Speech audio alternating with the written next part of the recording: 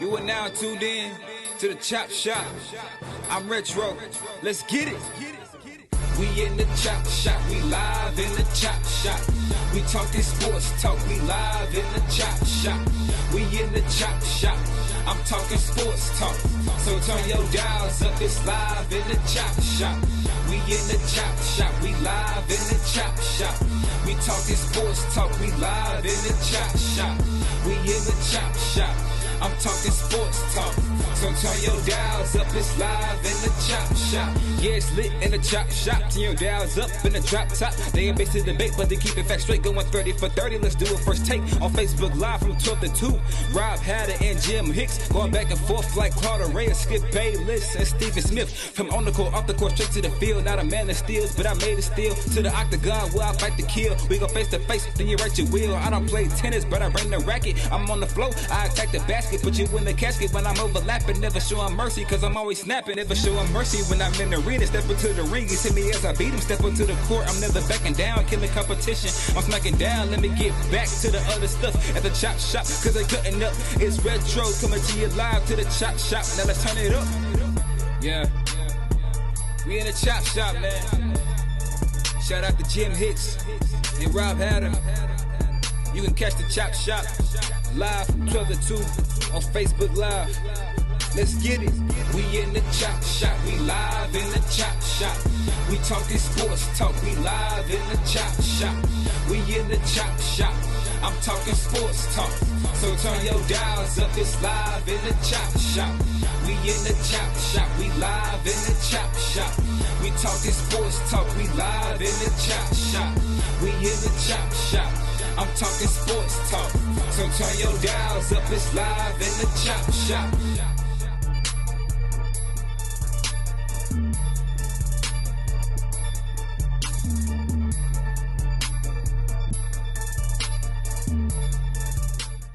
H-Town, what's up?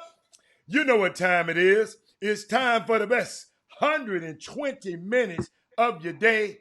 The Chop Shop, the nation's #1 urban sports talk show, and also your midday sports happy hour. Yours truly, Robert Hatter, alongside Jim the Cheat Sheet. Spring Icebreaker Hicks is in the building today, coming to you live from Houston, Texas. And guess what? You can see in the back of our screen, Jimmy, we got a new sponsor called Off the Hook basketball tournament. We're going to be talking about that throughout the show. Great time. Jimmy, we got a special guest today that's going to come in around the 12:30 mark. And it's just so much stuff, Jimmy. I got to stop this coronavirus has trickled in, Jimmy, into the Ivy League. And when you mess with the Ivy League, you mess with me, Jimmy. The Ivy League, they canceled their conference tournament due to the coronavirus. You know, that's where the top 4 teams, I don't know if people familiar, long time ago, until recent history, the Ivy League didn't have a tournament. It's just they took the league champion and he went to the NCAA. And in the last 3 or 4 years, the year after my son graduated, after 13, they implemented where the top 4 teams go to Philadelphia and play to get in the tournament. That tournament has been canceled. So, Jimmy, and now the NBA, I don't know, Jimmy, if you know, the NBA is putting forth measures to combat it a little bit, keeping the media away from the guys and keeping them, 20 feet? You know how them girls say, give me 10 feet, 10, 20 feet, give me. So the NBA said, give me 10 feet away from it. So, but I know we got a lot of high school and grassroots basketball news, Jimmy, that we got to share. Hold up, we got state championship news. And so where do you want to start today, man? I mean, I know it's crazy, but what do you want to talk about, man? We can get in regard to the Ivy League and their decision. Okay. Now what they're going to do is they're going to award the automatic bid to the team that won the conference. Yale. Which and I don't know what the standings were, Mhm. but then that's the part now that's kind of funky because if you're in second place, you're not worried. And that was Harvard, Tommy Amaker and his program. You're not worried because you're saying, okay, we get them at the tournament. They might. I don't know how the season went, Yeah. but that's the part that's unfortunate because But now, but Jimmy, it's in the Ivy, just to help you out, it's not as bad because they've been 150 years, they have been doing it the other way. So these last 2 or 3 years, you know, yeah, but you know it in your season. You're I preparing and saying, understand, but you 150 years of history.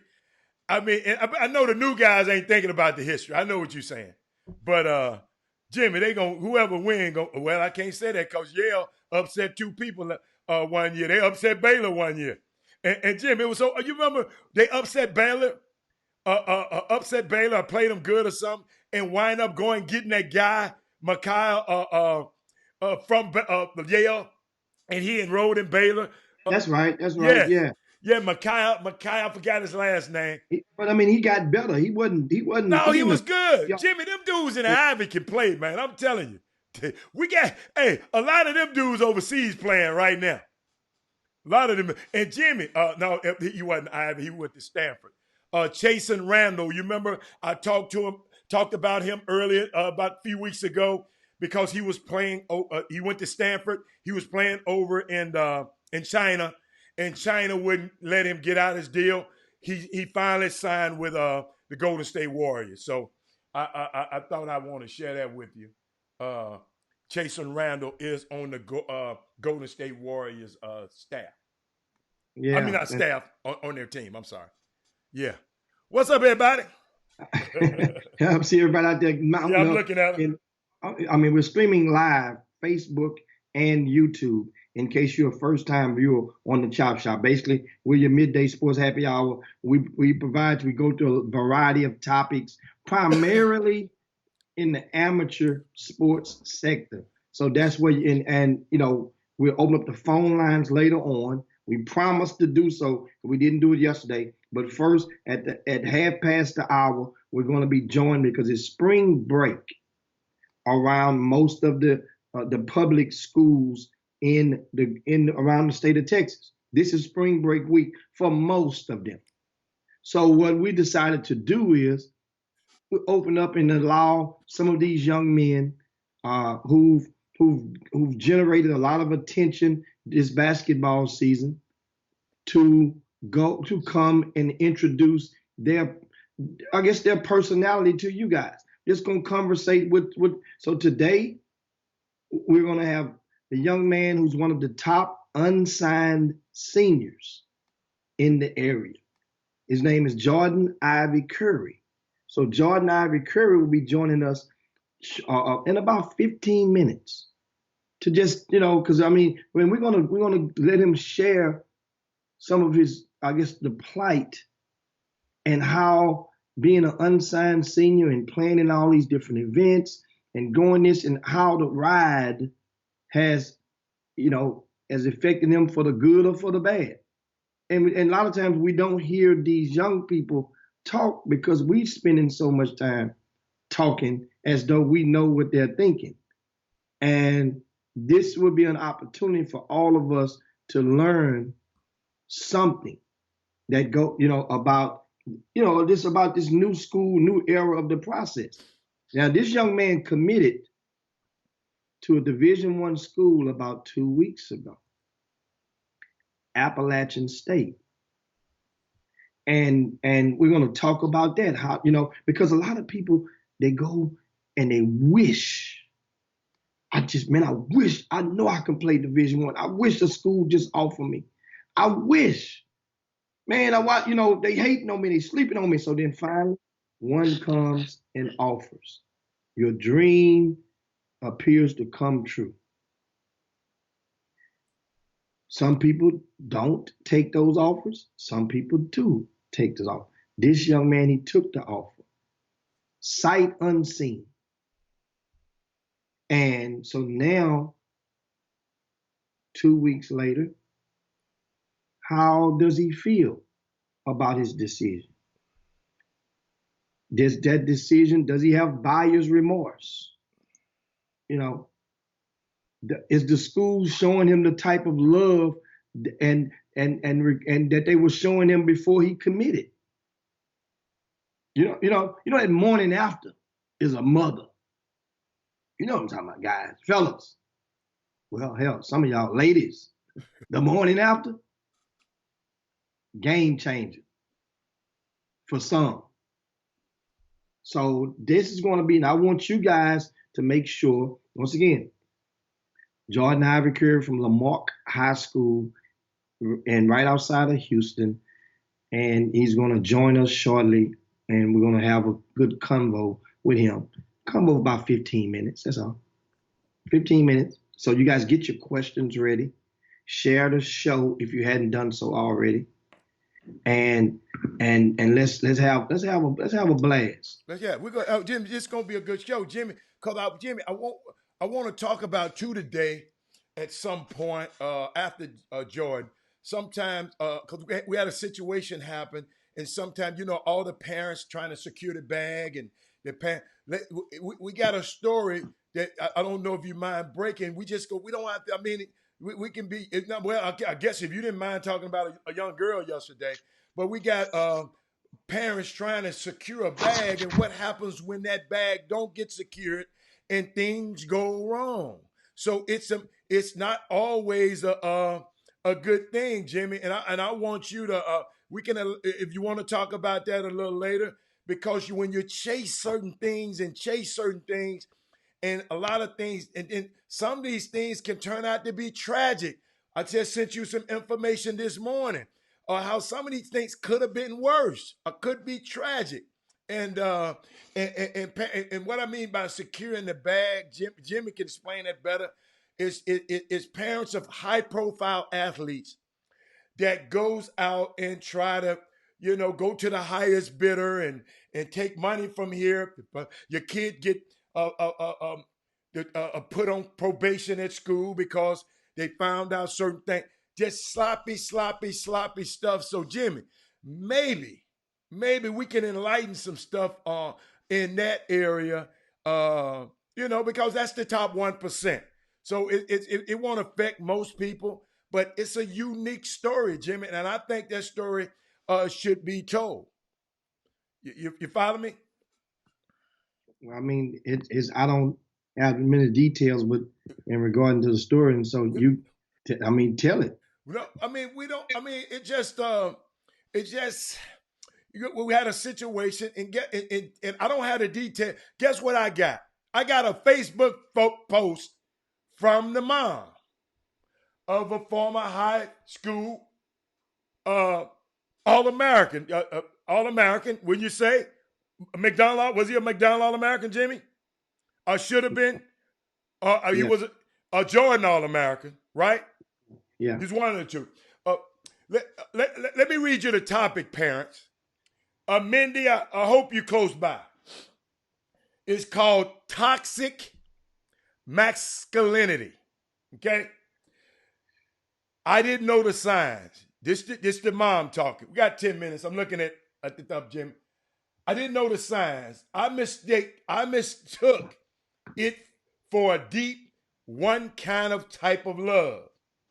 When I was actually controlling, manipulative, and abusive behavior. When it was actually controlling, manipulative, and abusive behavior.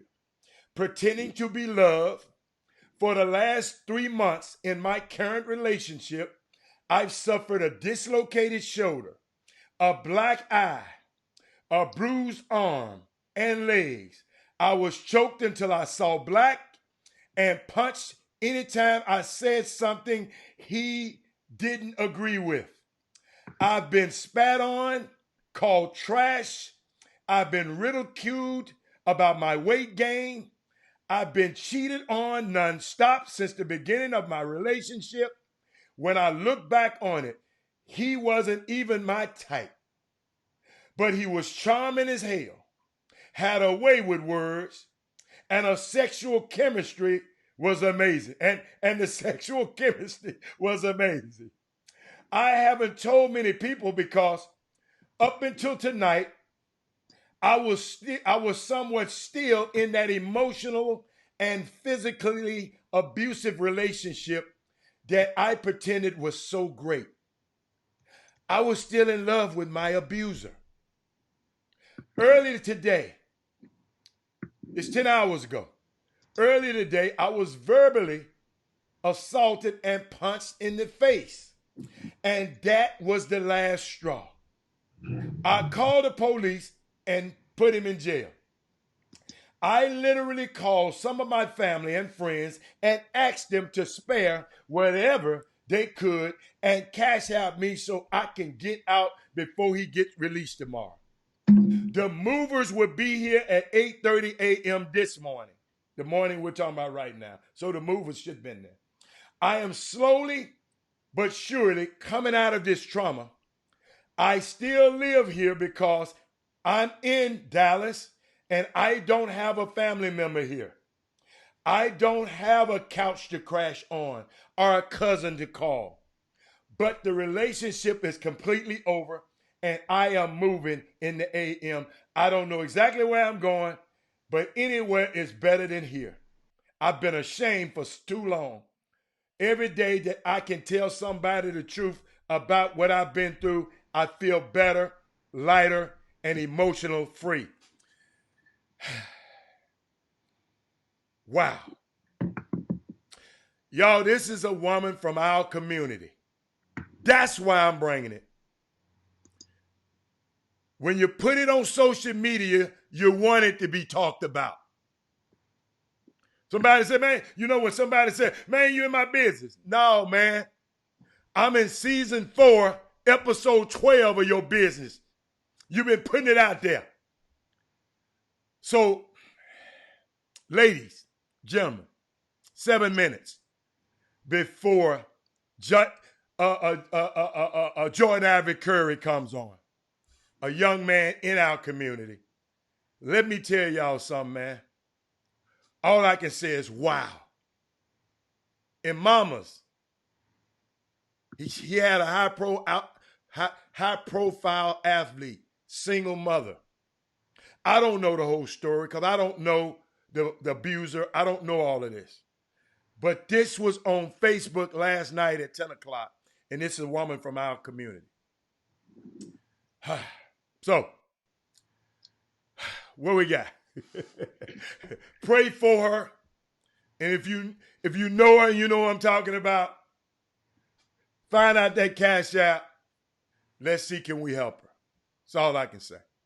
I mean, it's this basketball. That's amazing.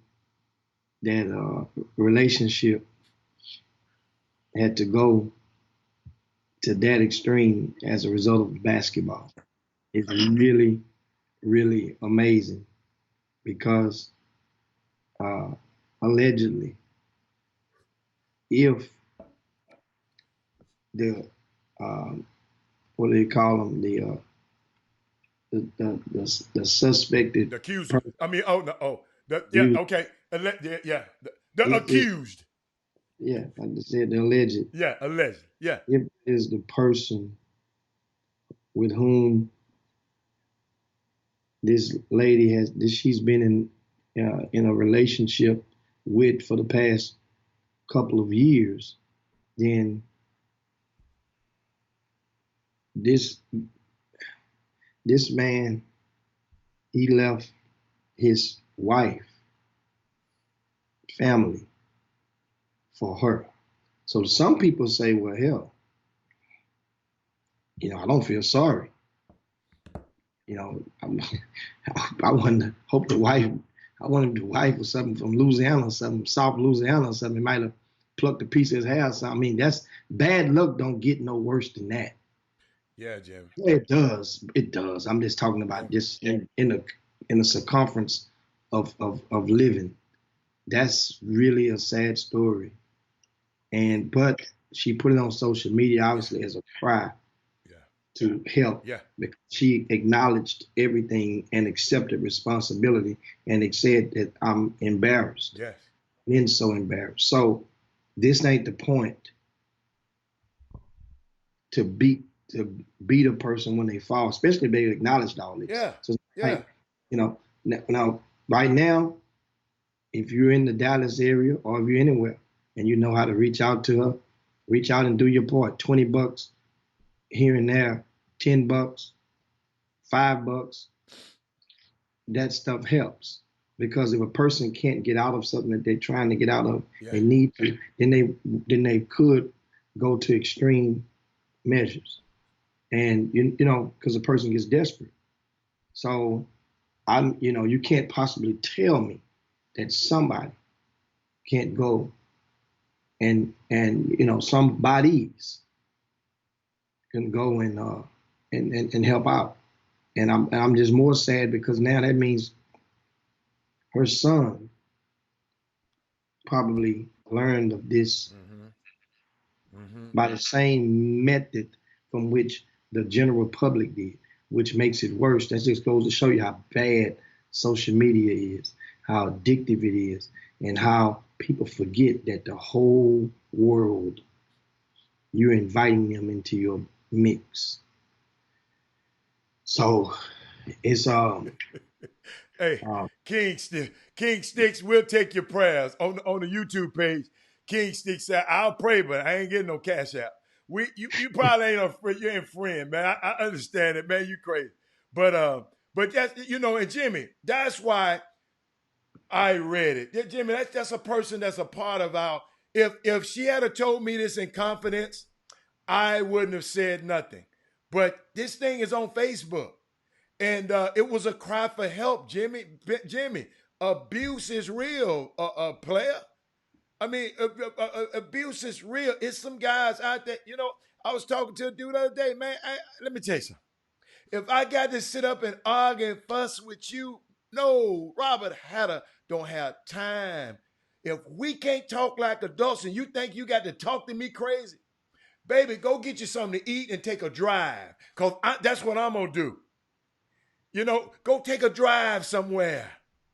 And so you can come back and let's talk about adults. Because I'm not going to put my hand on you. And I don't want you putting your hand on me. But I know we got this special call. Yeah, this Clarence Harris, you nasty. But Alfio Beasley, you're going to have to. I read a note, and Jimmy, because a lot of people came in late. I read a Facebook feed, post by one of the people in our community that was reaching out because she was being abused. We'll talk about it later because we got a special guest that's on the phone right now. We're going to talk about it. I promise you, we are going to get to it. And Jimmy, our phone guest, is the phone guest ready yet, Jimmy? So, yeah. Jimmy, like they do it on TV, I want to do something special here. Our phone guest is brought to us by the Off the Hook basketball tournament. Official registration is underway. The event is on April 3rd through 5th, 2020. 19U through 17U. Reserve your spot today. aboveallsportshoops.com. I'm going to post it on our feed shortly. Contact Brian Jolivet at 281-414-8103. I'm going to post some stuff on the screen, but this phone guest is brought to you by Brian Jolivet and Off the Hook and all aboveallsportshoops.com. Okay, Jimmy, who we got on the line, boss?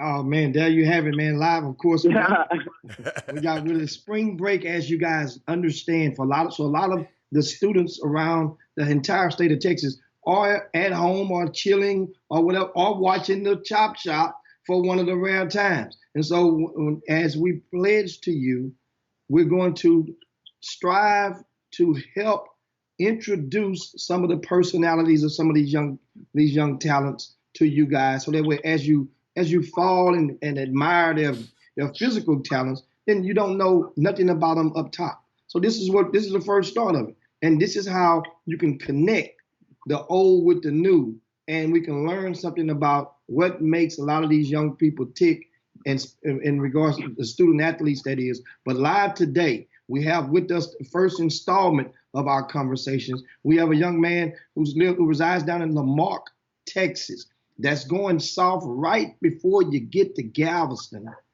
Lamarck is and this team was rocking this season. They won over 30 games this past season. And as a result, this young man is one of the top unsigned 12th graders in not just Greater Houston, but the entire state. So without further ado, Jordan Ivy Curry is his name. What's going on, Jordan? What's up, young fella? How y'all doing? We're doing great. Man, so hold on. You on spring break? Hold on. Where are you right now? Oh, I'm in Missouri City. I'm at my dad's house trying to spend time with my little sister and brother. Okay, Missouri City. Hey, Jimmy, let me set up. Jimmy, let me say, because there's some people who have the misfortune of never seeing this young man play. So as we talking, Jordan, I'm going to play your highlights while we talking. So we going to keep on talking, but I just want them people to see what I saw. You want to pop a wheelie. I want to pop a wheelie. Hold on. Let me push this button. Hold up. Let me hold up. Where my boy? There he is right there. There he is. Hold on. Let me mute him. And y'all just see, Jimmy, we can keep talking, Jordan. Jimmy and I on the screen. Of course, you're at your father's house in Missouri City. Tell me this. I'm curious right now. What school is the closest high school to your father's house in Missouri City? Ridge Point. Wait a minute. So you mean to tell me no that well, we ain't gonna even get into that right now. But that really tell them all around. No. You know where I wanted him to go.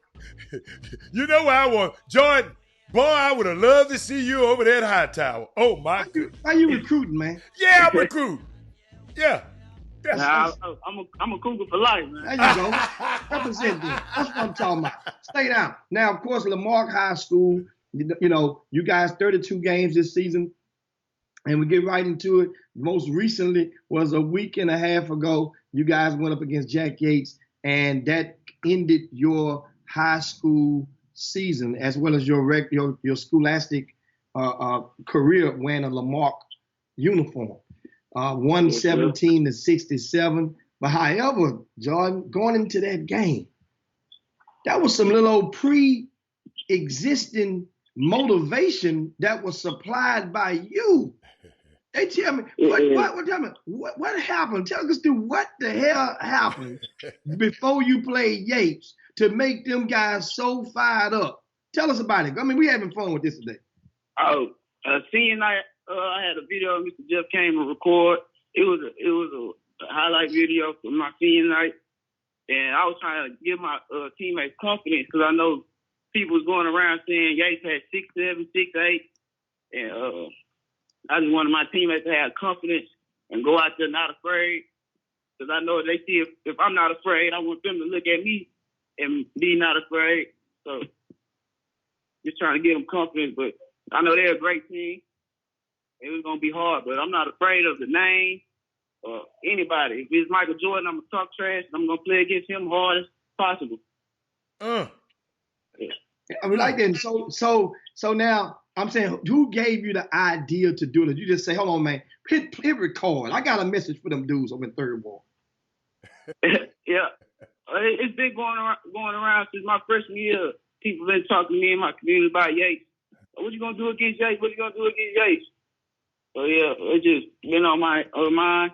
And senior year, finally got a chance to play against him. So just got to fight and compete. Okay, and of course, yes, you did. I mean, you were chasing fouls throughout the game. Yeah. And eventually you fouled out. You had 4 fouls in the first quarter. Jordan, after you got the third foul, whose decision was for you to stay in the game? What did you do? I mean, what happened? What did you say, Coach, let me go out with a bang? Well, I mean, how did you convince the coach to leave you on the court? I knew my teammates needed me, and I wanted to win.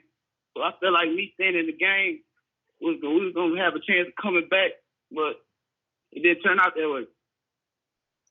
Yeah, I mean, But you put up, hey, young fella, you put up a gallant effort. That move back between your legs, I still don't know how you did that. I still don't know how you did that and hit that shot. I said, I'm gonna forever. That's gonna be forever one of my best plays in high school basketball. Thanks. And now that move. Tell us about it. Move I do normally. Excuse me. The play didn't seem too big to me. How I see for everybody. It's something I do almost every day. I got a first one. Have you ever measured your vertical jump? No, sir. Let me tell you something, man.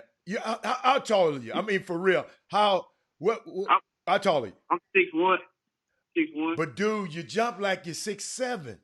It don't take much. I'm serious. It don't take much of a running start. You can almost just take one step and be in the rim. When did you start? When did that ability come about? I say freshman year when I first got my first dunk in playoffs. But I think it just run in my family. I know my brother, he's very athletic. Yeah, he just running the family. I don't know where I get it from though. So now this season, this Lamarck team, we talked about them last week and a week and a half ago, going into before the Yates game. You guys played a really, really tough schedule and still amassed 32 wins out of the season. You opened the season with Silsby. So that means you went opposite Braylon Bush. You played against Episcopal. I think you played against Hightower with Bryce Griggs. Who else you played? I'm trying to think this year. Port Arthur Memorial. Marshall. Sharps. Yeah, I was at the Marshall game. Now, let's go through some of these guys. A lot of these guys, and tell us about different ones. Which opponents this season were the hardest for you to guard, or lived up or impressed you the most after playing? I'll say Braylon Bush. Braylon Bush, he's fast. He can shoot. He's extremely fast. He could not stay in front of him. I know we score, we turn around, he already down the court making a layup. One of the fastest players I ever played against. And of course, Braylon Bush is unsigned right now, and as you are. But however, you guys going through the process, was it frustrating for you back in November, watching a lot of the young men around the area sign with the Division I schools, make commitments in October in the fall, and you were sitting there and had a nice resume playing on the grassroots scene with the Houston Raptors for the most part. You played with Texas Pro, I think, before the end. But was it frustrating watching these other guys, kid? Just take us through that. I say it wasn't frustrating because I knew my time was gonna come. So I wouldn't say it was frustrating. I knew it was gonna come. And so now, eventually, after you kept winning, eventually schools start to bite. And you, one of the things I noticed, your high school coach, Coach Will Cox, Bobby Benjamin, and the Houston Raptors guys, or family that is, got around and helped and assisted you with the process. So your circle in this thing wasn't was kind of focused between it was a balance between the high school coach and the grassroots coach, and your parents, of course. How were you able to keep that balance healthy?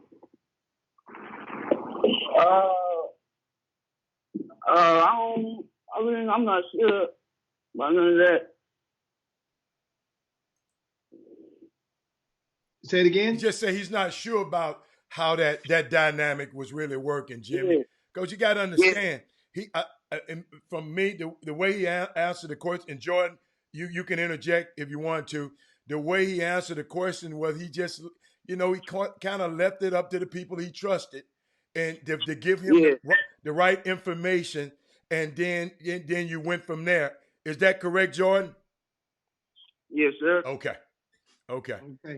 Now, of course, just tuning in, we have Jordan Ivory Curry live with us on the Chop Shop and your Midday Sports Happy Hour. Of course, this segment is brought to you by the Off the Hook basketball tournament, which will be coming up in April, right? April 3rd. What's the date, Adam? April 3rd through 5th. Yes, sir. And headquarters over at the gym over in Tasceta. Yeah. So for more information, that number is on the screen right now. You call Brian Jolivet, 281-414-8103. That's the Off the Hook basketball tournament. Now, back Jordan Ivory Curry, you ended up making a commitment to a Division I school, and which was a great thing, because that means it appears that the dream of playing Division I basketball is about to be fulfilled, albeit you can't sign with a Division I school until the second week of April, that is. So which school did you commit to, and take us through that process of how you what influenced you to make the decision? Appalachian State University. I like the campus and everything, the coaches. You know, it was the first people to offer me and believe in it. So I feel like I had made the right decision. But I want to announce that I had decommitted. So I want to take the time. And, you know, I feel like I rushed the process.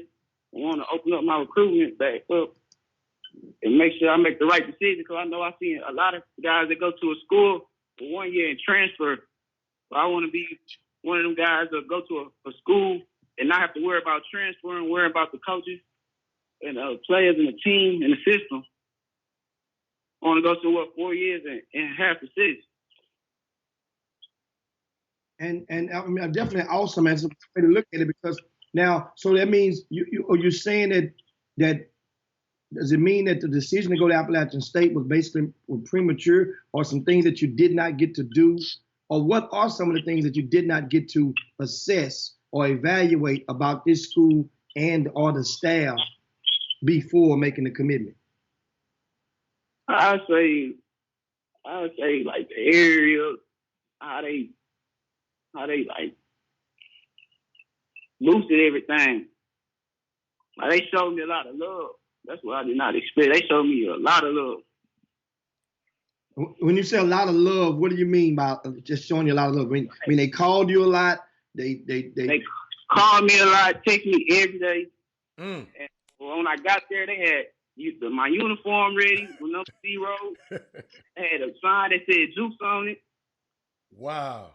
To the hotel room, they had signs and letters, stuff for me and my mom. You know, they showed a lot of love. Wow. So you committed. Go ahead on. All the love they showed you, and I think what Jimmy's trying to say is, you just, when they showed you all that love, you just said, man, hey, man, I got to commit here and enjoy it.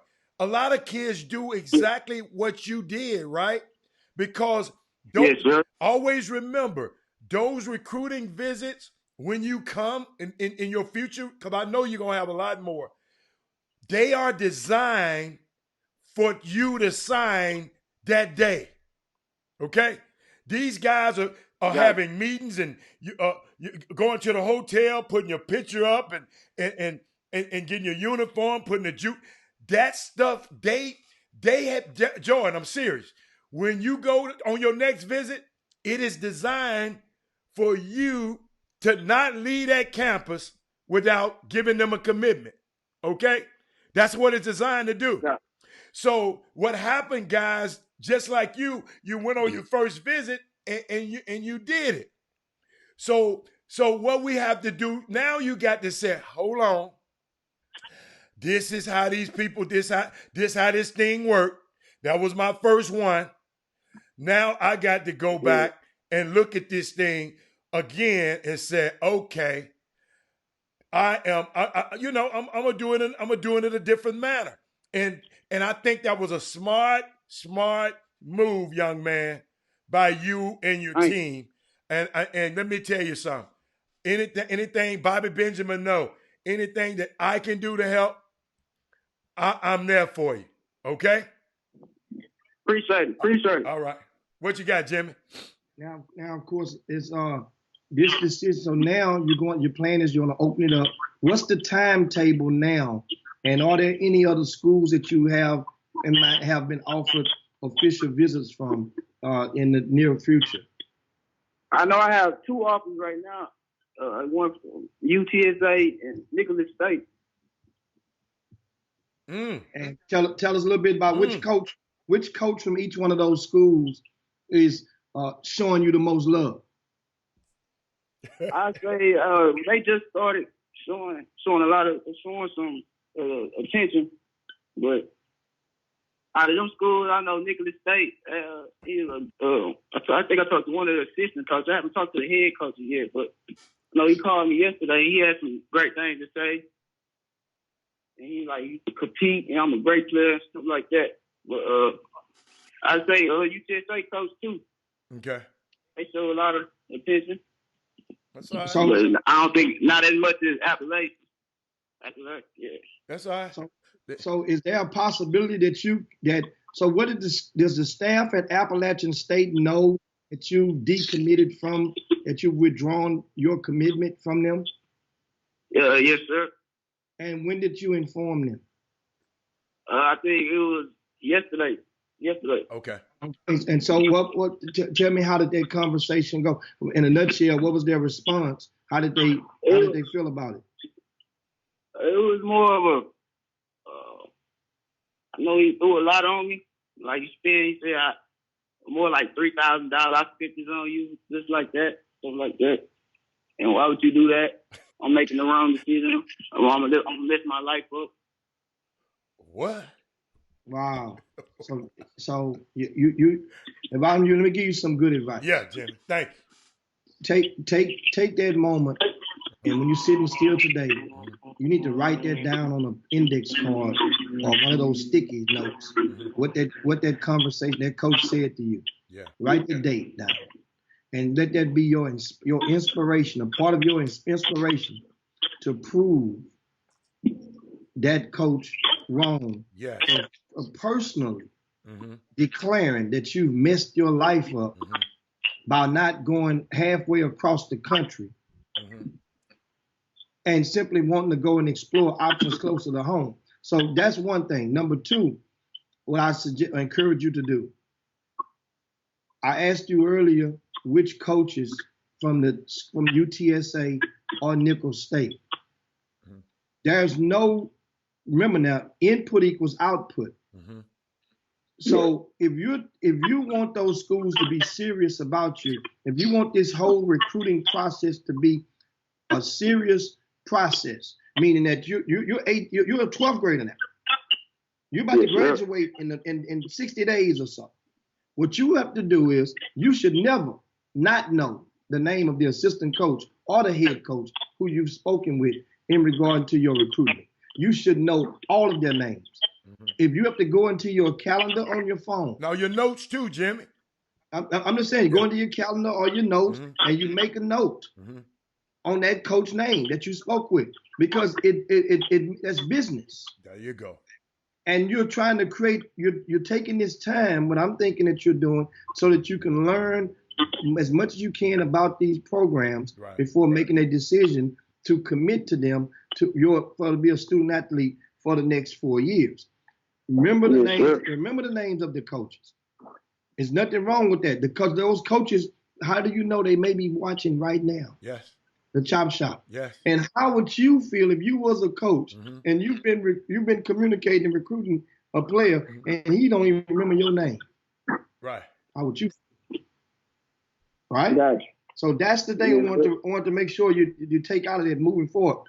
Make sure you do that. Now let's get and talk some grassroots ball.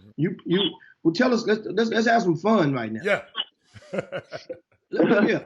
It's coming down to the end of the season. Tell us this. You played, 6A. I know you class 4A. The 6A championship. You played against a lot of these guys. Dickinson High School, advanced from Region 3. Right? Yeah. Yes, sir. Does Dickinson have a chance to win? Yeah, I'm going for Dickinson. Okay. Yeah, it's a D County, Gaffney County team. That's why I brought him up. So explain to the people, how far is Lamarck High School from Dickinson High School? I say about 10 minutes. Wow. Yeah, that's Okay. so all those players grew up knowing each other for years, Okay. right? Yeah, I grew up with Marcus Williams. You know, he's one of my close friends. Uh-huh. I played with them. All them guys were coming up, growing up. I say around 4th grade. Mm-hmm. We grew up playing with each other. Awesome. So now, Jordan, grassroots basketball. I ain't gonna put you on the spot and tell you to tell us the top. Give me the top 2. When did you start playing summer ball, grassroots ball? What grade? It was your first year.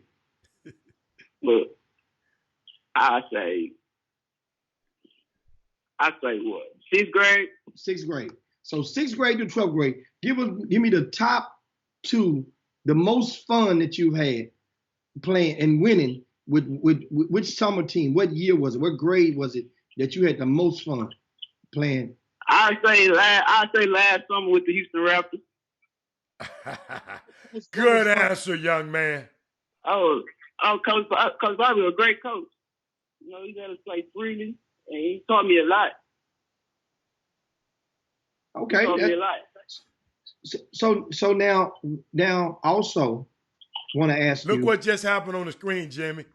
Without- Kenneth Lofton, senior, Jordan, he said, man, I'm trying to get Jordan Ivory Curry to come to Louisiana Tech with Junior.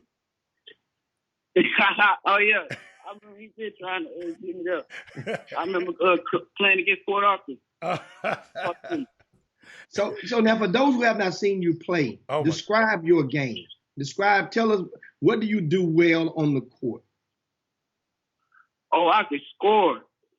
I don't think nobody can stay in front of me, but my passing, people don't know, but I can pass real well. I mean, on the defensive side, yeah, that's underrated. People underrate my defense. Well, I really have great defense. And of course, it's Jordan Ivory Curry. You guys, now, any advice? Because there are other unsigned things. You mentioned about Braylon Bush. He hadn't committed to a school either. He picked up an offer from McNeese. He has an offer from Longwood, which is across the country, and an offer right down the street from Silsby and McNeese. What advice, not just necessarily to Braylon Bush, but do you have to any unsigned senior out there who's chomping at the bit and is hoping that a Division I offer coming his way? What do you have to say to your classmates? Just keep praying, and God, keep working. And, you know, I know God have a plan for everybody. You know, just keep working and pray. That's it. That's all I got to say. That's one thing I about like it. that. I like that, Jordan. I mean, absolutely, man. Jordan Ivory Curry, guys. I mean, it's you know, I mean, it's great to watch these young people get better every time. And so I want to give you congratulations on your career, and it appears job well done, because you're going to play, have the opportunity to play at the Division I level next season. He's an academic qualifier, guys. And so that's the great thing about it. So this is not one of those situations where it's simply a young man. The sound is, from what I take out of it, that he committed, because normally some people feel if I don't have none, and you offer me, then you might be the only one that likes me. So, and you show me love, I'm gonna take that offer. Why would I leave it on the table? And then guess what? You can't sign until April. There's no rule that says you can't make a decision and say, okay, I want this. No, I changed my mind. I want that. We've all done that. Grown folk do that, Jordan. I went to the restaurant just the other day. I ordered something off the menu. I say, no. When it came out, I said, no, I don't even want that. Can you look here. I don't want this. They swap it out. Now, guess what they do? They're not supposed to tell me I made the worst decision of my life. Yeah. Because I want to swap it out. And Jordan, I got to pray on that one. Hey, you got me praying. I got to pray for that coach right now. So, but it's all right. But yeah, it's just don't you threat. In my advice, dude, you got good people in your corner. And I'm gonna tell you why I know why you have good people. Because guess what? If they don't have all the answers, they go seek counsel to get the right answers for you. They've contacted Jimmy. They've contacted me. Let me tell you something, young man. You are in Bobby Benjamin, you are in great hands with him. And I wish, my thing is, I wish I had just saw you more. You just happened to come up in a time that my other nephew just was doing a lot of stuff, and I can't be at your games and his games at the same time. But let me tell you something today. Now, you are one of my nephews now. So guess what? I got you from now on, boss. All right? Thank you. Okay. Thank you. Everything. All right. Yes, man. And thanks a bunch, man. And I'll definitely, we wish you well. We'll probably get to check you out in a couple of All-Star games be coming up. Either the TABC All-Star game or the Houston Area Basketball Coaches Association All-Star game. Oh, yeah. But first and foremost, now, are you done with the Houston Raptors, or are you going to make one last hoorah since you're an unsigned senior, technically? Yeah, I think I'm going to be done, but I'm going to support the Raptors. Okay, just want to make sure. Now, who's the next kid down that way that we need to look out for? Who's the next up and coming star from down in the Galveston County that the Chop Shop need to be watching? I know it's a bunch of kids down there. I know there's a couple of kids. I know you go to Galveston Bar, you're gonna see some talent. Lamar, Tech City, and Dickinson. They have a lot of talent coming up. Is it one in particular that you saw that said, "Hey, that little dude, that might." I say I don't know. Oh, you don't know? Okay. I know it's a couple, like Galveston County, they breed. You see what Galveston County breed. Dixon is state championship. Galveston County. I like that. And so now, before we let you go, I got to put you out on the spot. The season's over with. Give me your first team All-Greater Houston. Uh-oh. Right now. First team. Five players. Hey, Jimmy, no, Jordan, exclude yourself. We already know you first team. Yeah. Don't put yourself in there, okay? All right? Take you out, and who's the top? Who your top five? I say Braylon Bush, Tremont Marcus. I say Junior. What's the big cat name that go to Big Eddie? Big Eddie. Eddie Lampkin. Yes, sir. Okay. And one more. Oh yeah, LJ. You got about. Yeah. Okay. All right. And so I appreciate that's the start. That's your All-Greater Houston team. Of course, he said Braylon Bush, Kenneth Lofton Jr., Eddie Lampkin, Tremont Mark, and LJ Cry. We had a little fun. We had some fun with you. You know what? It's so, hey, Joy, you're talking about all the guys that was on the front of Jimmy Magazine. That's why he was over there sniggling. I'm laughing because Yates still getting no love from Jordan Ivory. He over there trying to hear that stuff. He over there sniggling, man, because of that, man. But good job, man. I'm proud of you. Bobby got my number. Whatever you need, if you need some help, we'll get it. I got a couple of colleges I'm going to call about you also. So it's on, baby. All right? Thank you. Okay. All right. Thanks a bunch. I appreciate everything. All right, big fella. All right, now, of course, that was Jordan Ivory Curry, man. Good combo with the young man. And from Lamarck High School, the star hooper. And one thing he didn't mention, Hal. Right. He didn't mention on that All-Greater Houston team. Come on, Messi Marvin. He didn't mention Bryce. Why didn't he mention Bryce Green? He played against Hightower. That's all right. But he just mentioned all seniors. Oh, that's what it was?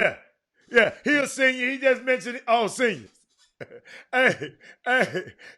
If he go back and look at that stat sheet, he'll mention Bryce.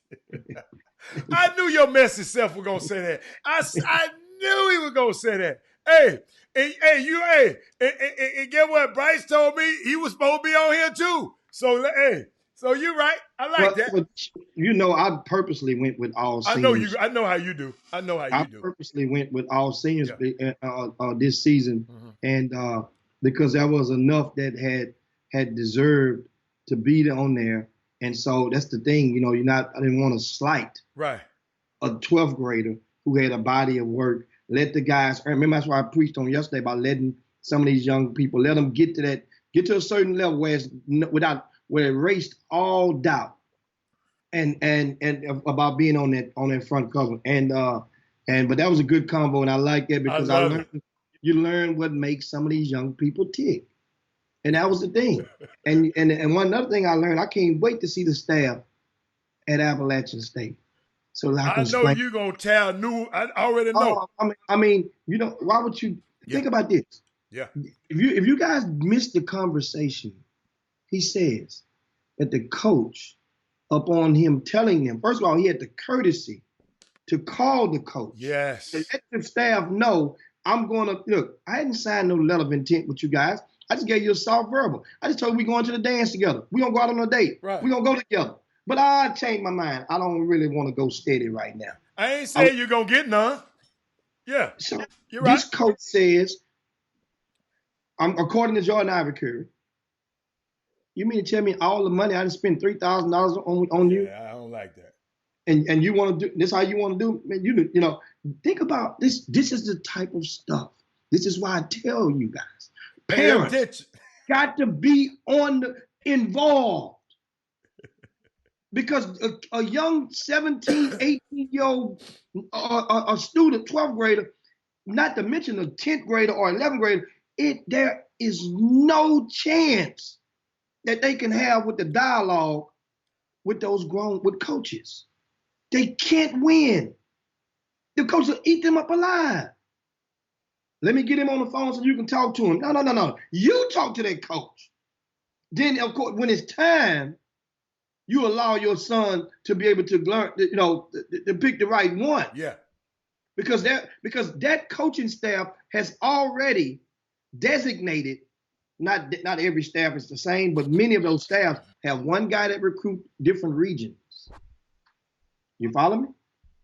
One guy may recruit the North, one guy may recruit the South, one guy may recruit the East and the West. One guy may, and then certain smart staffs, they'll get the black coach to recruit the urban black kids, which is smart. But don't just think that this is the coach because he can speak the language or is expected to be able to speak the language. Hell, and you got to respect that. Hell, if I was a head coach and I was recruiting Yao Ming, I'm not going to go to recruit. I'm going to make sure a guy on my staff that can speak the language or at least know how to use chopsticks. That's how the game goes. But the game, the coaches play it every day, multiple times, every day. You get to play it once if you're blessed. 2, 3, 4 times if you're a parent and you're very blessed. So this goes to show you got to take notes.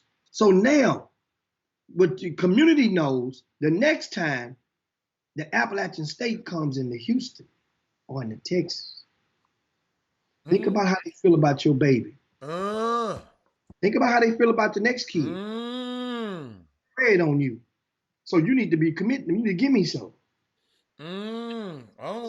See, this is what we learn out of this. See, the reason is I'm at a state right now where I've just texted somebody last week. I'm really seriously considering removing myself from the scouting service business. And I got a lot of coaches that sign up with me.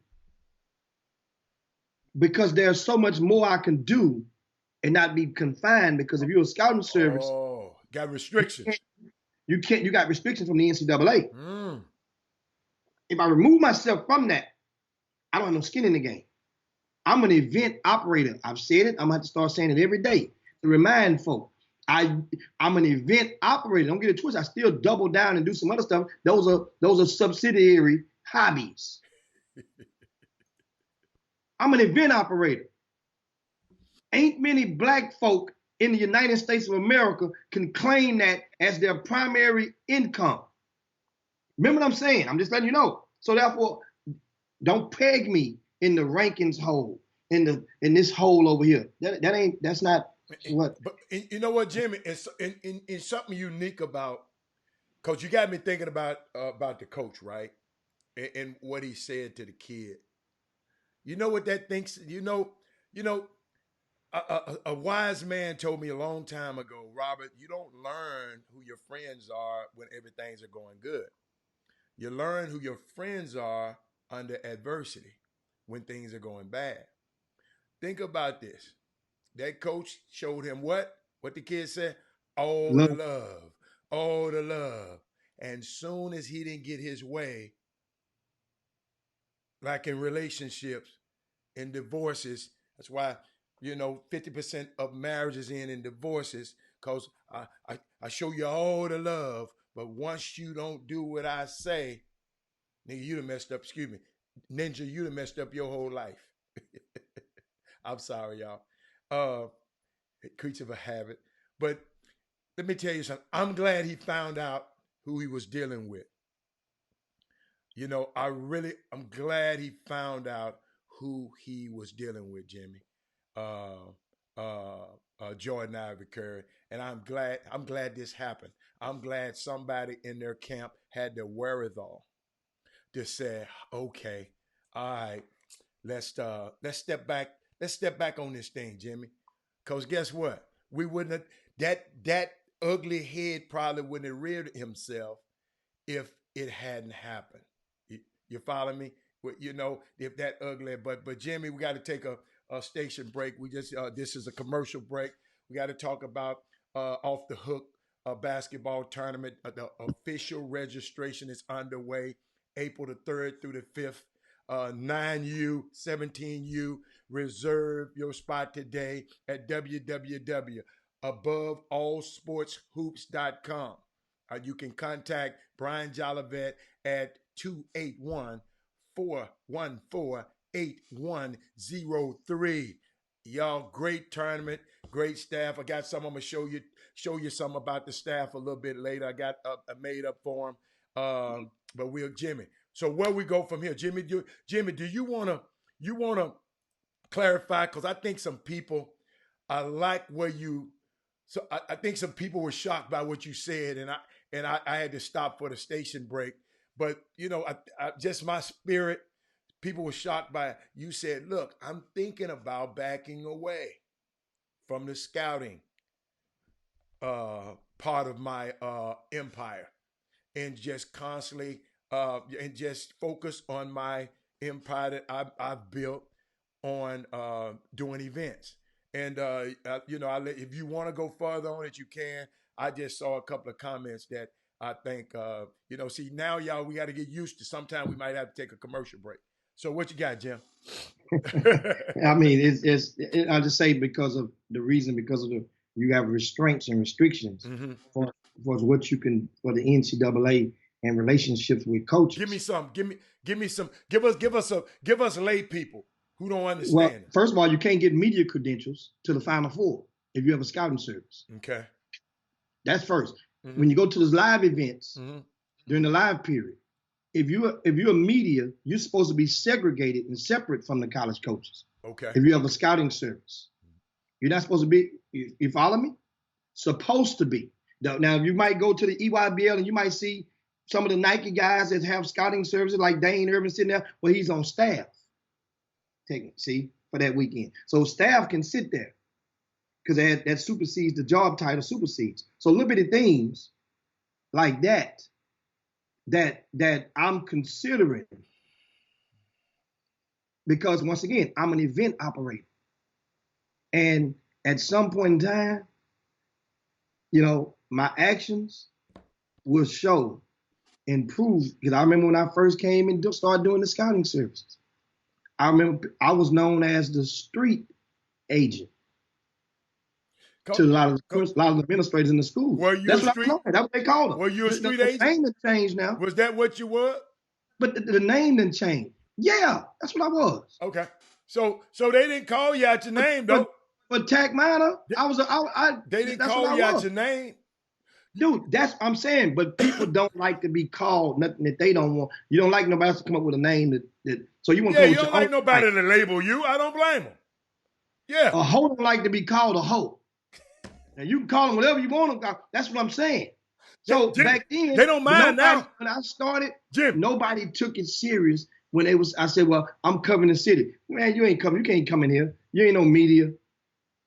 So then, for those times that I'm on television, so I get the television station to write my credentials and request my credentials. So then you couldn't stop it. See, because then now they want to look at me the way that they wanted to visualize and peg me into that hole. Eventually, that wears off, and as much only your actions will prove what you are. Only your actions. And so, what I'm saying, I'm just reminding people, and I'm speaking on it. I'm an event operator. Think about all the event and understand that's what I do. Meaning that I don't have to. Hal Pastner. How many games did Hal Pastner go scout and evaluate and recruit from players? Now, I remember a time he used to be at a lot of the high school events. He used to come in there and show his face. But as the king, as his event operating business blossomed, the less you saw of him, the more people began to love him because they were loving the myth. They loved the event. Now, if they came out and he personally, that means now people get to shaking hands, they get to see him. Now people got a reason they can visualize it and remind themselves of how much they are disdained by the presence. So that means if I'm not, that goes into the mode. If I decide to remove myself from the scouting service business, then I ain't got to be in your gym. I ain't got to. So now, what would be the reason? Many of y'all, guess what? You're going to always have a reason. And for those, the ones that always have a reason, I thank y'all. Because in doing so, in thanking y'all, guess what? It strives me to go bust my ass and come up with stuff like this. You see them numbers?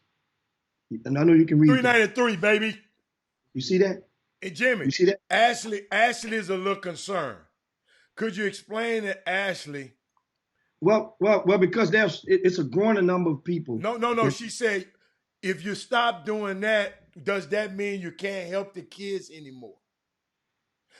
But you'll be in a better position to help the kids a lot more in that new realm. Could you explain that? And y'all got to realize it ain't Jim. Now this Jimmy's business now. He gonna help y'all along the way, but his business come first. Yeah, it's probably gonna be it's you don't give a help. It's like anything else. You get first time free consulting. Then after then, you come with some information, need to navigate through this stuff. That's gonna be business. Because here's the thing. The time that it takes to go and navigate and do this stuff successfully takes a lot of time. A lot of the parents you're promoting indirectly, not obligated to. But a lot of parents feel that people like myself are obligated to market their kids. I'm not obligated to market your kids. Where the hell did that come from? Where did y'all get that from? Well, you ought to be. Well, the college coaches don't pay me to market particularly your kids. They pay me to provide them intel on the city and basically help weed out who's probably a player that they can get or have the most success with at recruiting. And that's in an angle. So it's just like I say, it comes to me like it just feels the love is out there. Don't get it twisted. But it's all good. I mean, the love is out there. If the love wasn't out there, it wouldn't be almost 400 teams at Spring Icebreakers. You best believe that. Yeah, but I don't think we're talking about love. We just talking about. I don't think that's the question. Anthony Fobb came and say he got a question. Scouting service get paid. God, it came off the screen. Hold up. He says scouting service get paid by college coaches. Do people really believe college coaches are given $100,000 scholarship investment based on $500 worth of intel? $500 to $1,000 worth of intel. Say that, read it one more time. Okay. Then I can He said you digest have it. a question. Scouting services get paid by college coaches. Mhm. Do people really believe coaches are giving away, are giving $100,000 scholarships to these players, investment based on the intel that they get from guys from scouting service, the $500 or to $1,000 worth of work that they get from y'all? That's Anthony Fobb. He asked that What the question. scouting services does is provide them a list, right? A cheat sheet Mm-hmm.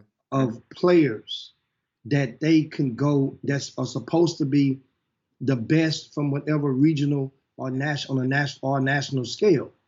So do coaches that subscribe, because understand, for a college coach to subscribe to a scouting service, they have to, the scouting services must first be approved by the NCAA. You have to submit your work, upload your work to the NCAA database.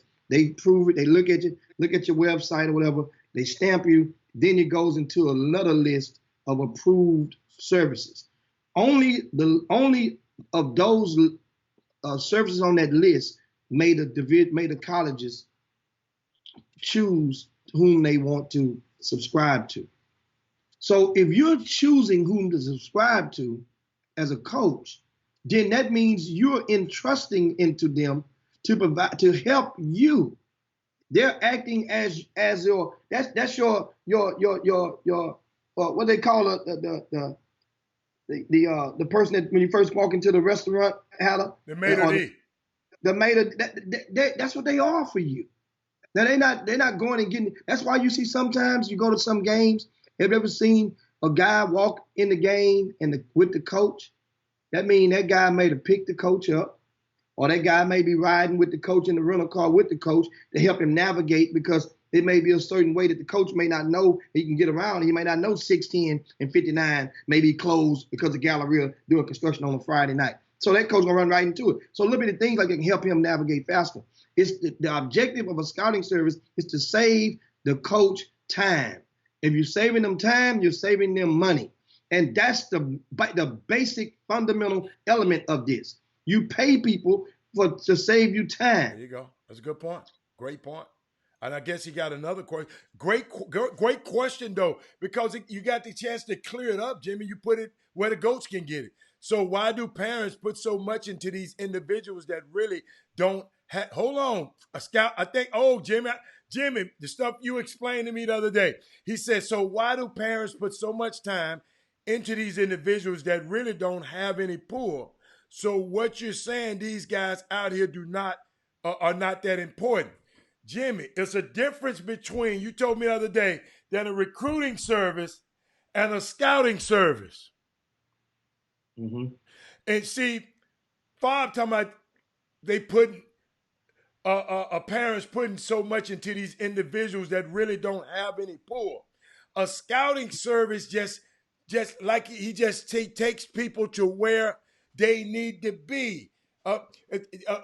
Jimmy, like you said, look, on my cheat sheet, you can formulate and make your schedule about about the activity periods. You can hit this guy at this time. You're paying for intel. Them guys that's a scouting service. A recruiting service is when you pay an individual to get you something, try to get you a scholarship, Jim. You explained that to me the other day. I didn't even know those things existed. I didn't know, point blank. In other words, I knew people who did that just for, like, man, I'm going to hook you up with this college, you pay me. But I didn't know it had a title to it. So I didn't. Yeah, I mean I mean, and it's good. There's good dialogue and Yes. good questions. And so you say, why do people put so much? Well, the thing is, how does a parent know Right. that this John Doe has no pull? Come on now. Yeah. So we're reading the books backwards. Right. That parent, all that parent knows that John Doe, it appears he has a good heart, or he appears that he sounds like he kind of knows what he's talking about, and guess what? My son, your son or daughter might like it, John Doe or Jane Doe, and you're gonna roll with it. You don't know. The parents, you gotta understand, guys. This not, it's their responsibility to have the best at hand and the best interest at hand for their kid. But a lot of this stuff they don't know. So that means if guys insert themselves into the lives of the parent to make them believe that they know, it's like a mechanic. Hell, I mean, think about a mechanic. All mechanics can't fix the problem. But then there's plenty of them that make you think that just bringing the car. I got it. I can get it done. Oh man, I've been, I work on this car, got to work on that car. But if you're not paying attention, when the last time you actually done a reference check on a mechanic? Have you ever done a reference check on a mechanic in your life? I mean, you went and called a client, hey, is this guy pretty good? No. Hey. So that's how this stuff, I mean, it's really, it's sad, but that's why it's not likely that a parent is going to be able to beat the system.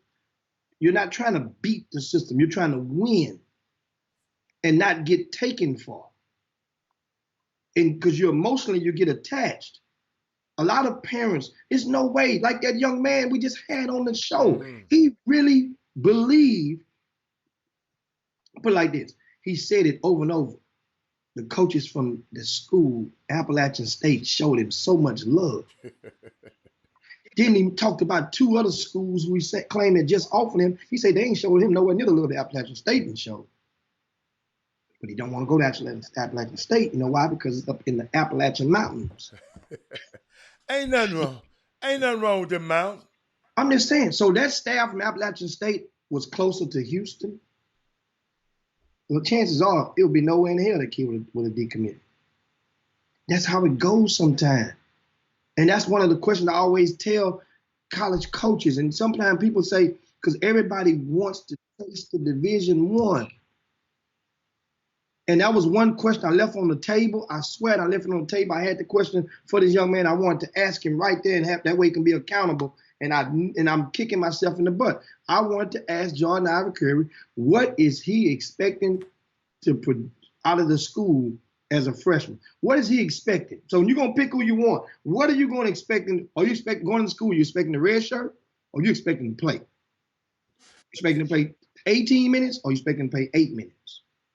What are you expecting to do? Because you're making this decision now, right? And that's very important. But he got some, Jimmy, all them kids expect to play. Jordan Ivory Curry, me knowing him, just listening to him, he expect to play. And all of them you shouldn't go to college you don't expect to play. Jimmy, you should expect to play. If you don't, then you got to learn how to deal with it if you don't. But you should, when I step on that campus, I expect to play. Somebody gonna get their head tore off the first day I step on campus. Coach might not care, but I never forget Stanford coach talking to Johnny Dawkins when Robert, they had Chasen Randall. That's why I mentioned his name, because he had Chasen Randall as his point guard. And he flat out told Rob, man, that's my point guard. And Rob said, man, if he told me that like that, I like Stanford, but I like me better than I like Stanford. Never forget that conversation. But guess what? Didn't want to go there because the man told him that, hey, that's my point guard for the next 2 years. So just decided not to go there. But it's a Jimmy. Got a lot of questions out there. Yeah, got a lot of questions. Go. You need to answer them. They talking to you. Go ahead on. Want me to read some? Yeah, read some. They got hey, Kate, let me tell you something. These women, K. Cole and Olga. Olga asked a good one too, Jimmy. On back up the road, Olga said, "Olga, I'm trying to find." Cause no, she said something about if your car broke, take it to the dealer. I wanted to let her know them dealers are the biggest crooks in the world, Olga. Don't ever, if you got a chance, ever take your car back to the dealership. And you know what? The dealers is a business. It's a business. And you have to understand. Jimmy, it's a business inside of the car dealership. It's another entity inside the car dealership. And guess what? If you approach it understanding it's a business, I've had great experiences at dealerships. But if you got warranty, if you're under warranty, that's when the dealership, that's why the business of understanding the business, I mean, understand you need to go get extended warranty or get the dealership manufacturer warranty, and then you will love the dealership. But once that warranty expires, you got a whole different outlook about the dealership. Think about it, it ain't the same. Hey, I got one for you, Jimmy. Parents, do not ask the right questions. No one helped LJ Cryer, Eddie, Tremont, Marcus, Mike Miles get scholarships. Show me the 35th ranked kid you helped get a scholarship. I guess you means that general, or you mean myself? I don't know. If I'll be a little more clear.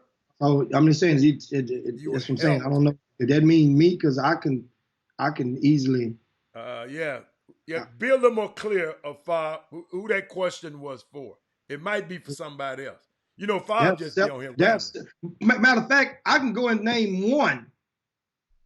Well, I mean, I can do a name. I know. Okay. Let's hope he's talking about you. I'm hoping that question wasn't asking me to a challenge for me to prove how I've gotten Division I scholarships for players who was definitely ranked in 35 or below. You know, and I love Fab. Just by doing this. Fab is on vacation on the Chop Shop. So I love Fab. Fab, be a little more. He said, not you, Hicks. He wasn't talking about you. I figured he wasn't talking about you. I know better than that. Who are you talking about, though? Because, I mean, I don't know. Odyssey said, I got, let me see. I'm trying to, that's why you find out what works. Jimmy, what's a good information? I got a question for you until I find out. What's a good information source other than the Chop Shop? Because everybody, hey, they don't like the Chop Shop. They don't like you. They don't like me. They don't like Facebook. They don't like YouTube. They can go, what can they get this? So, Jimmy, I guess you might say, if they don't like none of that, they don't need none of this information. Well, I mean, that's the whole thing. I'm just kidding. Okay. I'm just kidding. You can approach it as a business, as business. And that's the thing. Too many people get in their feelings in this stuff. When you're come and go, understand, you as a parent, you're going to come in 4-year cycles. You get 9th, 10th, 11th, 12th grade, gone. Another parent is coming, 9th, 10th, 11th grade, 4-year cycles. And it's revolving. Not evolving, I'm sorry, not revolving, evolving. So that means when you're done, I just had one parent went on social media the other day. He said he sent out a tweet. Thanks to a lot of the guys in the area that covered his son. But I will be canceling my subscriptions. Thank y'all for your service. That's business. I understand. And all you can do is just laugh at it and respect it. That's business. I like him. Really. But understand, if you treat it as business, then I promise you, you will have more success than coming and walking into this stuff, playing the game, or thinking that somebody just genuinely likes wants to be around your son. Think about this. A grown man genuinely wants to just come and pick your son up, take him all the way. Think about that. That's a good one. I like that one, Jimmy. Go there. Genuinely wants to do this. And then you sit around like it's like it all, because guess what? You might want to go to the mall. You might want to go hang out. You might want to go play cards. You might want to go to the movies. So it ain't no big deal. And which it ain't nothing to be afraid of. But it's something you know, it's open your eyes and understand it is what it is. Now, after a while, mind you, if the talent is greater than the problem, then that coach is going to come and pick your kid up and bring him back home. But let the problem become greater than the talent. That coach going to call you and say you need to come pick your kid up, or you need to come get him to practice. I'm not going to come way over there. All of a sudden become way over there once the problem is greater than the talent. Man, that's a long way. You start thinking about now you're keeping score. I picked him up 4 times last week. You start keeping score. Well, I heard another story about that. But Jimmy, I got another one. A Melbourne dude said, has Jimmy ever met a college coach that felt they didn't need recruiting or scouting service? And did that coach have any success? Did that coach have any success in Houston? There's a few coaches. Understand, each school have a budget and it helps because the assistant coaches, every assistant coach on that staff has resources, relationships in various parts of communities, and within those relationships dwells scouting services. So one way that assistant coach, right? Let's say for safe math, if we have $1,000 in our budget for scouting services, which is, I'm just saying for safe math. Well, and there's 4 coach assistants. You count the operations guy. He does enough now. He just 4 assistants in the head. Let's say each one of those guys have one guy that they got to take care of, right? And we got a $1,000 budget. So that means the first assistant is probably going to get the first dibs on taking care of his one guy. That service might be $200, right? Or just say the next guy's service might be $100. We got to take care of his. We're going to take care of his guy. Then we're going to take care of his guy. Because what it does, it keeps their relationships and they're able to be more productive with getting their leads. A lot of the scouting service guys, the vast majority of them, that's how they eat. So, and the coach is that's their way to show them love. See, my mechanism with the scouting service thing is if the coaches subscribe to me, then I'm able to go and pick up the tab when we go out to the restaurant. Not every single time, not every tab, but a lot of the times I go and I'm going to put if it's 4 coaches or high school coaches or grassroots coaches. But then especially if you're giving me logs and putting logs in my fire, that way this fire can keep you warm. That's the concept.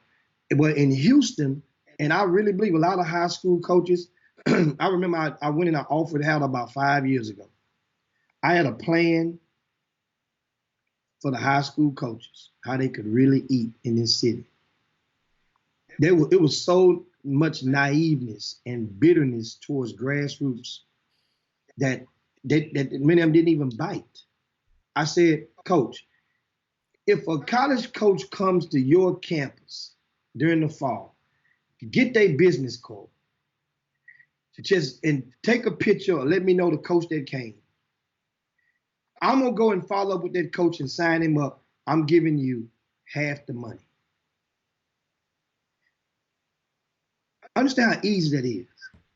Ain't nothing illegal about that. Ain't nothing unethical about that. I just say, let me. It's kind of like it. It's kind of like the lawyer who has the plug at the hospital or has the plug at the. Think about it. They know who's coming in to 911, so which they got rules to prevent that. That's why they have rules in place to prevent that. That's unethical and illegal.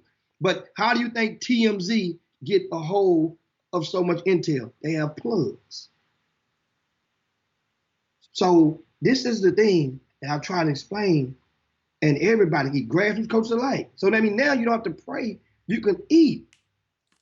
And Jimmy, I'd like to have a shout out to Andre Ambrose. He's in New York.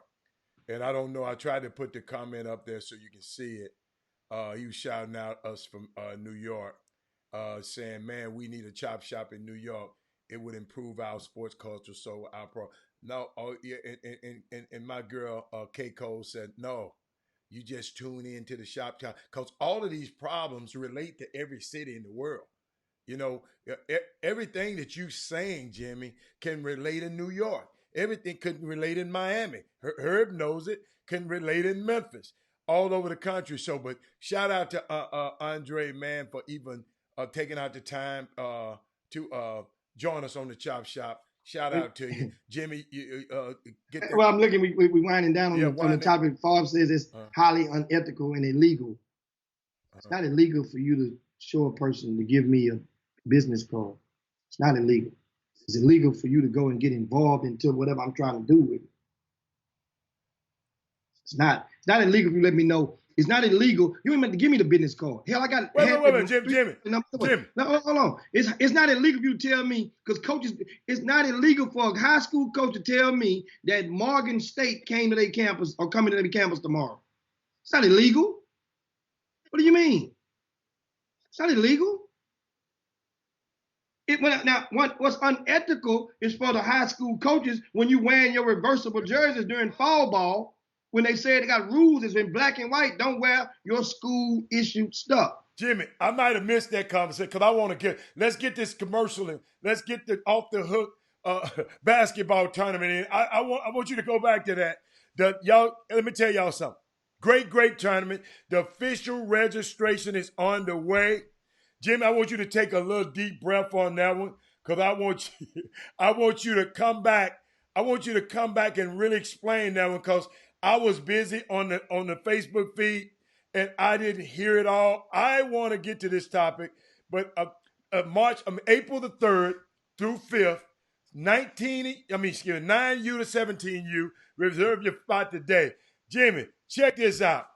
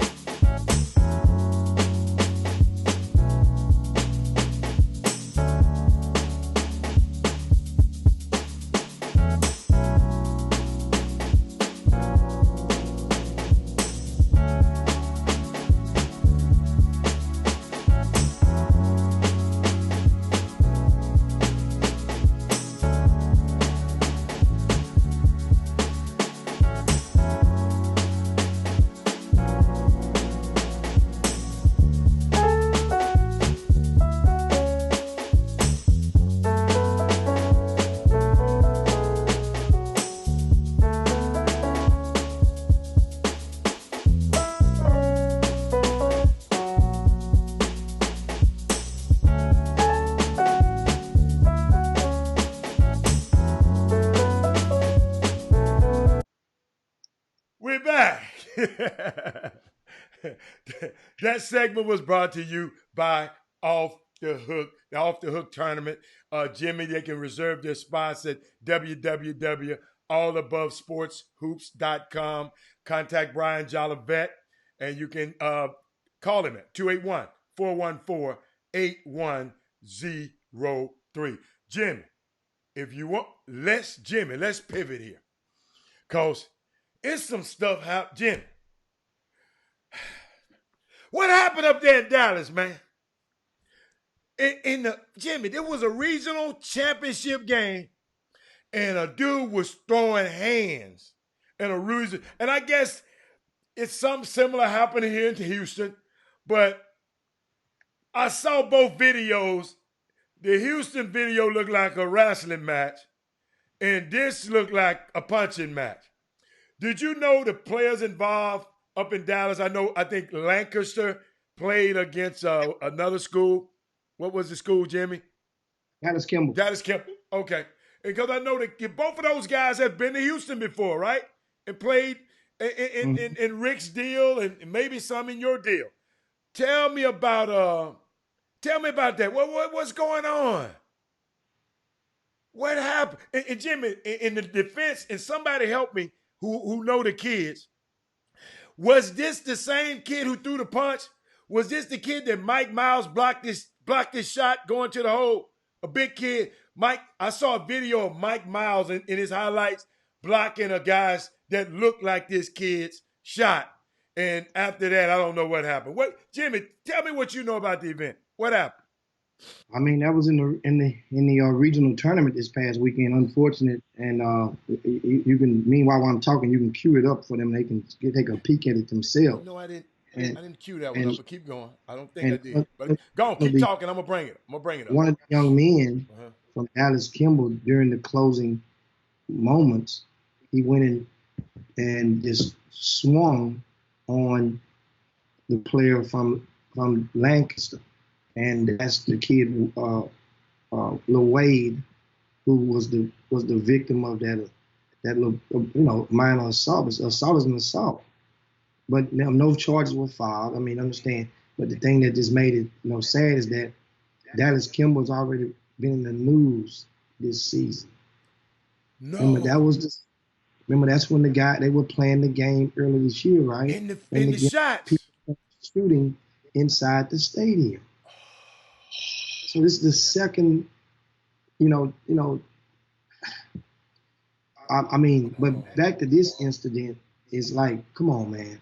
It goes to this.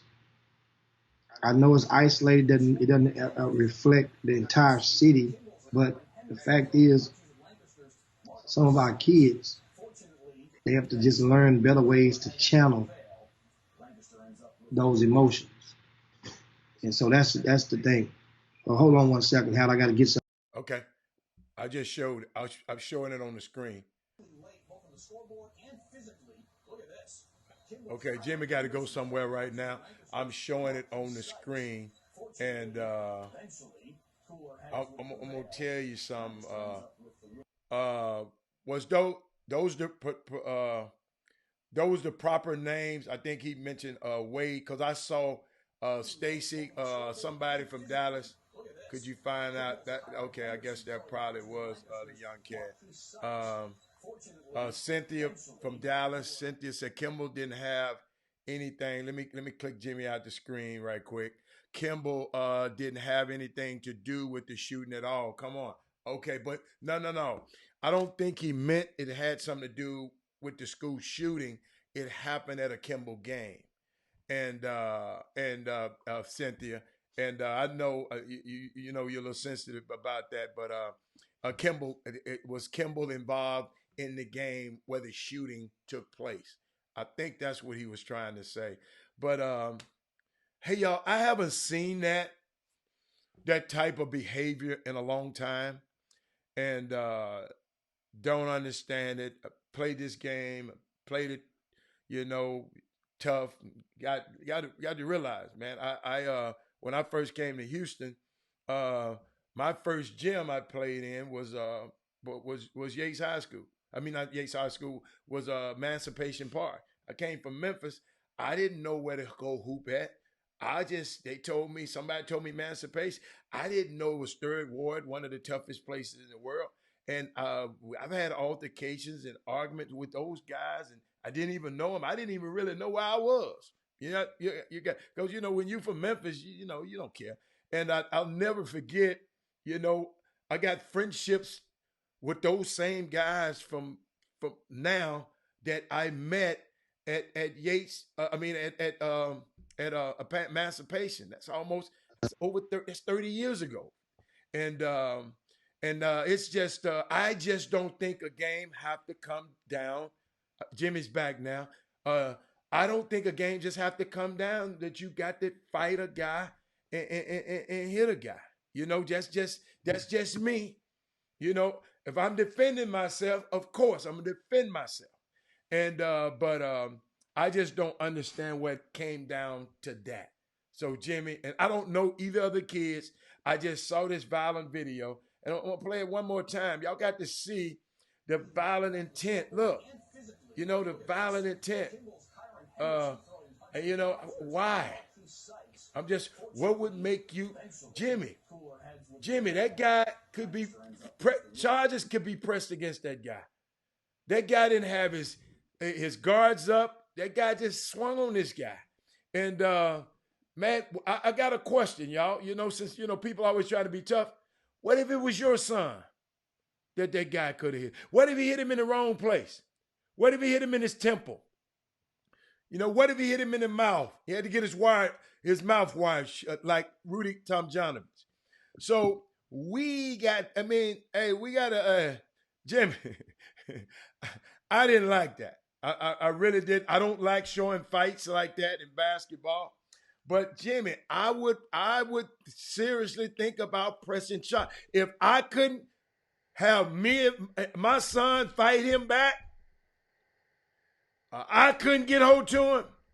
Jimmy, I would press charges against that kid. I would. I don't know. Take yourself off mute, Jimmy, if you're back. I don't know. Y'all, it beats me. I'm gonna depend on the boom boom room today, cause that one I'm outdone on that one. Sucker punching my son like that. So what you guys say, Jimmy? All right, you on mute, Jimmy. Well, I had it off mute. That's why when you said it, I hit the thing. Okay. Speaking of squabbling, Houston is not exempt from that. No. Because this past weekend, Martin Ranch and Dickinson played, and in the closing moments of that game, yes, Martin Ranch and Dickinson, there were players that got into a scuffle. And the thing is, when a squabble, once again, I mentioned how I said earlier about names and about descriptions. Nobody wants you to call their situation what it appears to be to you. Everybody wants to be in control of the narrative. If it was a fight, no, it wasn't a fight. It was just if it was a scuffle, no, it wasn't a scuffle. It was just a little it was just a little tangle. If you call it a tangle, no, man, they just got locked up. If you got locked up, no, man, it was just a misunderstanding, man. It's a hard foul. So everybody likes to be in control of the narrative. Bottom line, whoever was at how would you say it, at blame, Martin Ranch, Dickinson, young man named Marcus Williams from Dickinson, he did not get suspended for the next game. He did not receive a technical foul. He did not get any punishment from his school. Now, Katy ISD is on spring break, so it's yet to be determined if indeed Adrian Caldwell will receive any punishment. And Jimmy, in the videos I saw, Adrian Caldwell was being a little aggressive, but I didn't see him throw a punch. Whatever he did /said prompted in them removing him from the court, from the court, and possibly from the facility. They ushered him out. They just ushered him out. Yes, he was so whatever he did, but I didn't see him throw a punch in the videos that I saw. I just didn't see him. In the videos I saw. Once again, whatever he did resulted in the officials at the Berry Center ushering him out. Well, Jimmy, I happened to be at the game earlier.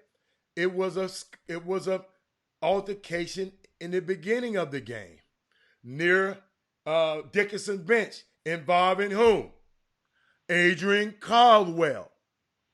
And the police was right there, the same police who ushered him out. I don't know what was said, but it wasn't a punch thrown, but it was a lot of, I don't know what was said. And just me knowing these kids talk kind of bad now. But I'm just saying, on the video, it's all I can go by. I did not see a punch thrown. I just saw guys moving, like they're doing in the NBA, like the stuff for CJ McCallum and Alex Lynn were doing the other night. So until I see some video evidence like that young man I just saw, then I would have to say two different situations. Two different situations. Like I said, like once again, so if he gets any type of punishment, He came off the bench. He shook Jimmy. He came okay, off the but coming off bench. the bench, coming off the bench don't get you suspended from school, Hatter. Oh, don't? Okay. No. Okay. Come to the bench, get you a technical foul. They don't get you coming off the bench, even though you've been ejected.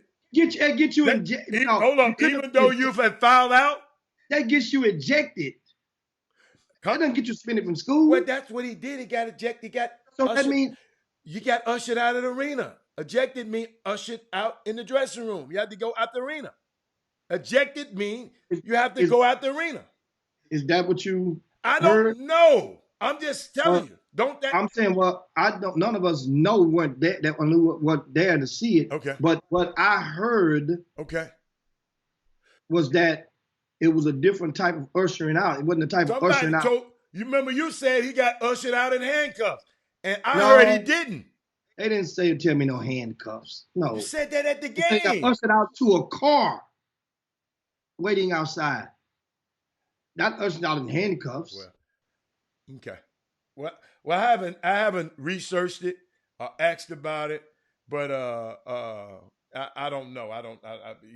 You know more than I do, but I just know. What I'm saying is, once again, once school resumes, if there is a punishment, then that probably means they deemed that it was something result of an action, that's something that took place as a result after he left off that bench. That's what I'm saying. Okay. So that means pay attention.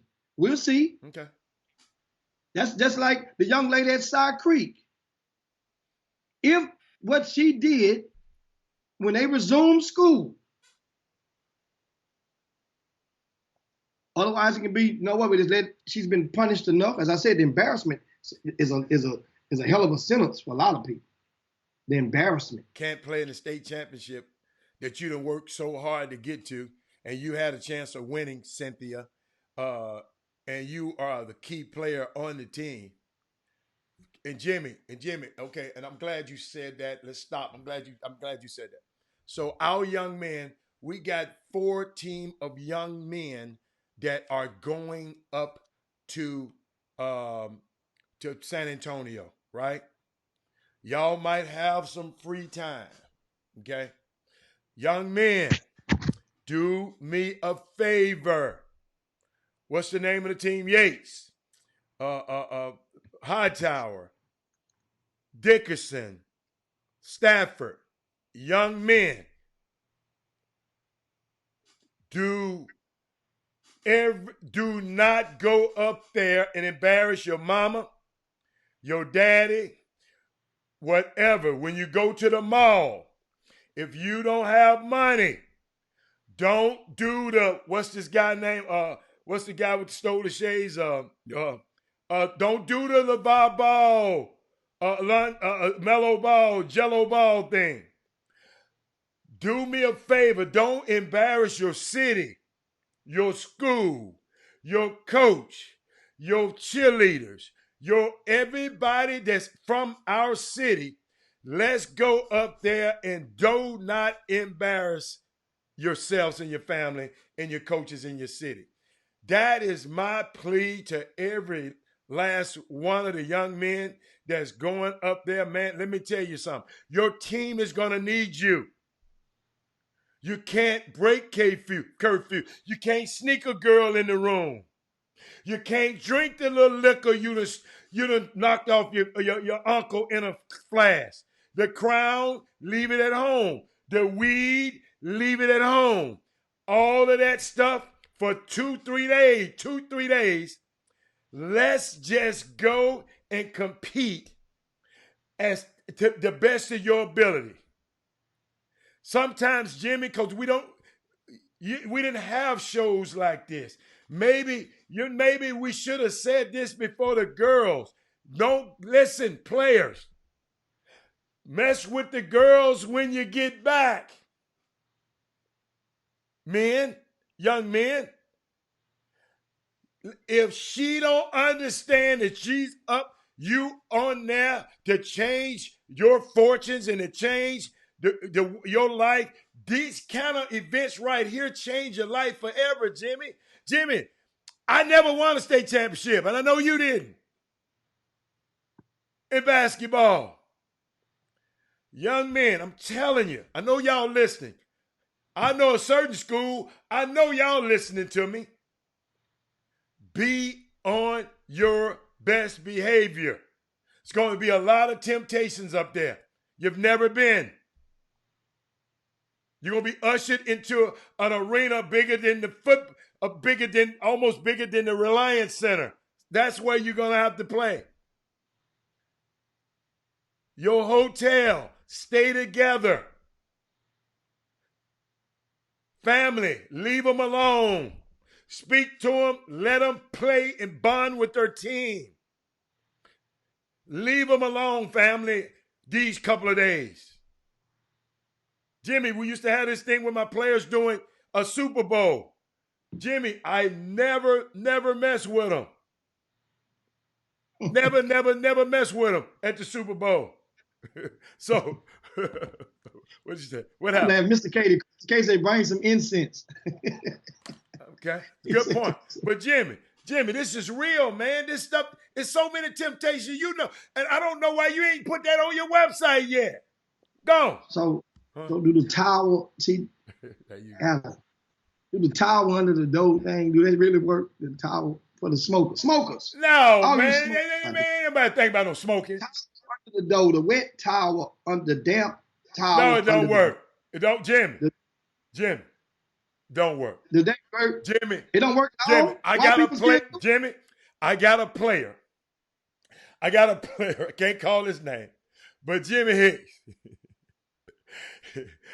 I go to visit him, Jimmy Hicks.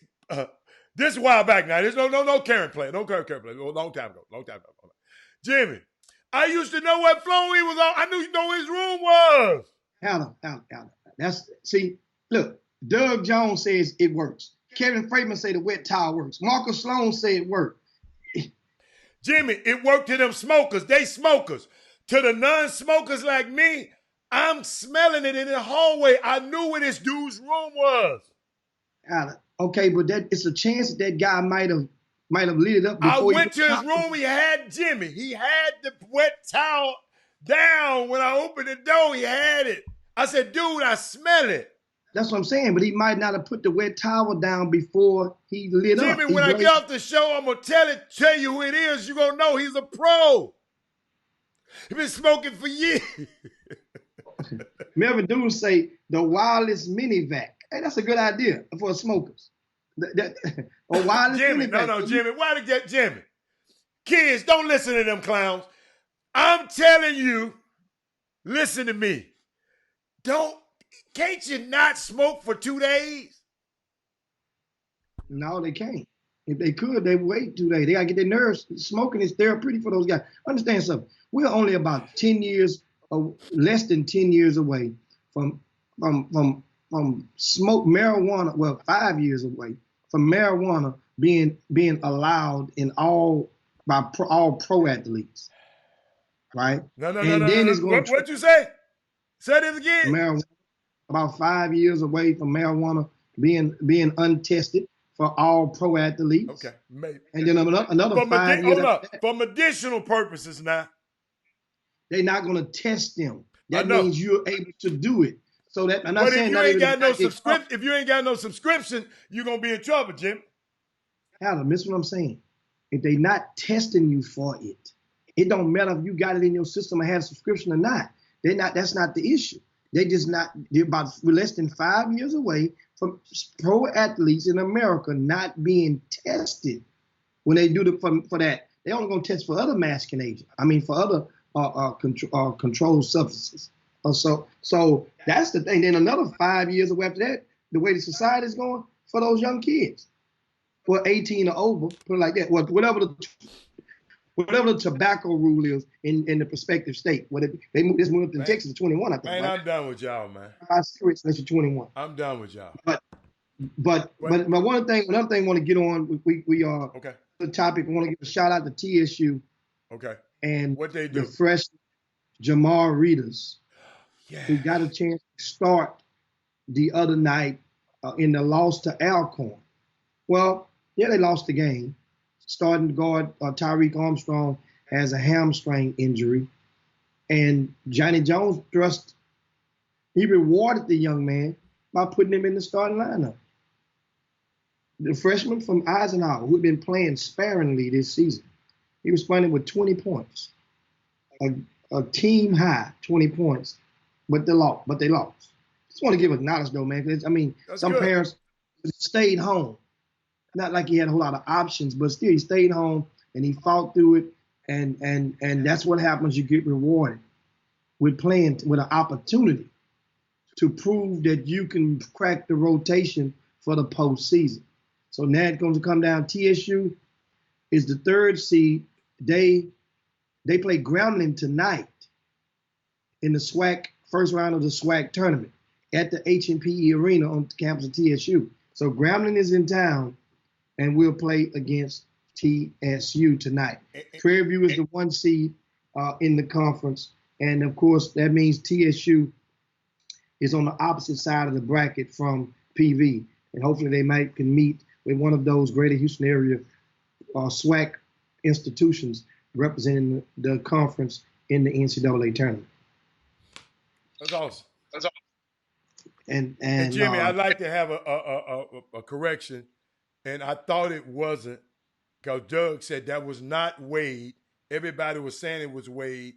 That was Marquise Sykes of Lancaster. Oh, okay. I was reading the report. Yeah, you read the report, but I saw another video that did say it was Marquise, but I couldn't remember his name. Thank you, Doug. Boy, you read my mind. Yeah, so what else we got, Jimmy, before we Well, the last thing I want to leave you guys with, we got a few minutes, or 5 minutes left before we land the plane, is that this topic is kind of a pet peeve of mine, and that is, tell me this: how come at events everybody wants to play up, right? Everybody wants to play up. 14s, 8th graders want to play against 9th grade. 9th grade want to play against 10th grade. But when they become unsigned seniors, everybody wants to play against the top 17U team. So unsigned senior is technically an 18U. That's a division that it doesn't matter if somebody's calling it 18U. We call them unsigned seniors. But those unsigned senior teams, when they come to get in events, their request is to put us against the best 17U team you got. I say, well, why? Man, we loaded. We got all the top unsigned seniors. Also, aha. So your whole career, last 3-4 years, you're trying to play up. But now you're begging to play down. Let that soak for a moment. And this is true within the grassroots basketball sector. It's funny. It makes you say, but I'm waiting you guys to explain it to me. We can dive deeper into that as one of the topics on tomorrow.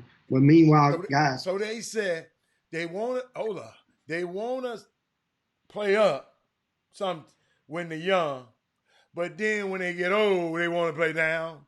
That ain't Jimmy. Come on, come on. That's what they asked. So it's funny as hell. They want to play up all those other years. Man, we were too good. Let's play up. So then you become unsigned seniors. So my thing is, shouldn't you want to play against the best unsigned seniors? I got you. How did I? Or shouldn't you want to play against the prep school team or something? How's the unsigned senior thing shaping up?